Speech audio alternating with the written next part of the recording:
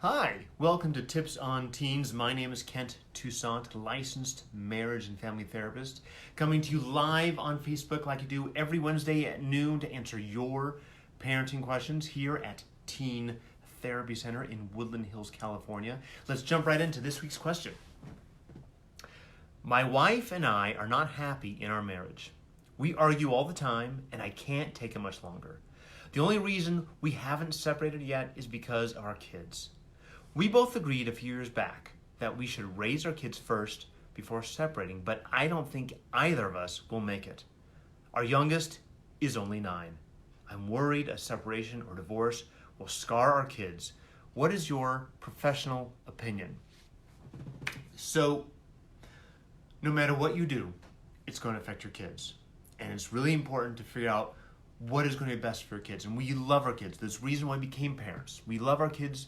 We sacrifice. We put our kids before ourselves. And it's very noble and it's wonderful to do that.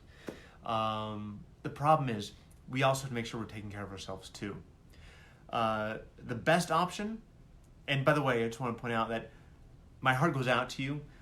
This is a really difficult situation, not only for you and your spouse, but for your kids. It's a crummy situation to be in. But the situation that you are in, so we got to deal with it. The first and foremost, if there's a chance of saving this marriage, if there's a chance of rekindling what you had, there's a reason why the two of you got married. There's a reason why the two of you fell in love and had kids at some point. If there's a beacon of hope somewhere, I think it is incumbent upon you and your wife to go and get couples therapy, get help, see if you can make this work. Because the ideal situation is you and your wife patch things up, you learn to have a healthier, more respectful relationship, and that is the example you want to set for your kids. If that is all possible, I encourage you to pursue that. However, if that is not possible, you feel that bridge has been burned, you cannot go down that road, you have these two choices of, do we stay together in a loveless marriage, or do we break up? So, if you decide to stay together, which is an option, can the two of you get along? Can the two of you be respectful to each other? Be kind to each other? And if you can do that, well then why can't you fix this marriage? So my hunch is it's probably not going to last.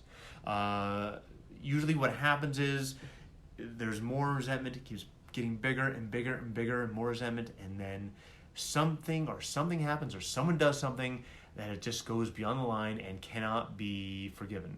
And all hell breaks loose, and there's this war, and the kids are stuck in the middle, and we don't want that.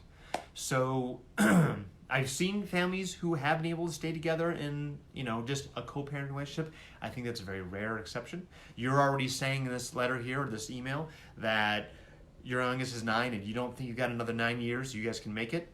So if couples therapy is not an option, you guys can't work this relationship out, I encourage you to work towards a separation while hopefully the two of you have some shred of respect for each other. And the difficult thing is with this is divorce is hell. Divorce is tough. It is ugly, it is nasty, and people forget about the other person. Empathy is out the window, and as soon as money comes in, custody issues come in, and the claws come out on both sides, all sides. And again, the kids are the biggest victims. So remember that you are stuck with this ex-spouse the rest of your life. Now, you may think, once we sign that dotted line, once that judge stamps the paper, I'm done. You are not done. You are stuck with this person not only till your kids hit 18, but the rest of your lives. Because there's going to be birthdays every year. There's going to be graduations. There's going to be engagement parties. There's going to be all these things that go through. And you are still stuck with another parent to co-parent with them. And if you can't find a way to do that in a manageable, respectful way, your kids are the ones who suffer. So trying not to scar them, too late. The scarring will be there. It's just depending on what you want the scarring to be. How deep do you want the scarring to go? And the better relationship you have with your spouse or ex-spouse, the less likely there's going to be that scarring.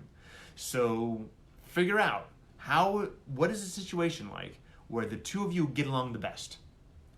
And if you can find that, if you can find a way to get along the best way, whether that's you guys separate, you guys thank you, Shari, for chiming in, mediation, absolutely, mediation helps. Hopefully you guys can go through that way and go through that process in a respectful way. I keep kind of hitting that because I think it's really important. Myself and many other therapists, we see families go through divorce, and it's a battle of attrition, and everyone loses. So I really encourage you to remember to put your kids first, and that doesn't mean attack the other spouse and make that person the bad one. That puts your kids first. It doesn't. It's about finding a way to have a middle ground where you guys can get along and put your kids' needs over your needs, because they didn't choose this. They are innocent bystanders in all this. For more information, I have a link in the text below about an article read a few years ago called Co-Parenting with Your Hated Ex-Spouse. That may apply in this situation also.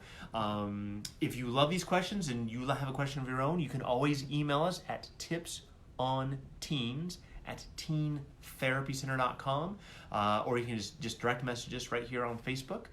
Next week, we've got a great question, a Father's Day question about a father who wants to rekindle his relationship with a son and finding that he's struggling with that. So we're going to address that next Wednesday at noon here on Facebook Live. Thanks again for watching. My name is Kent Toussaint, and I'll see you next Wednesday at 12. Bye-bye.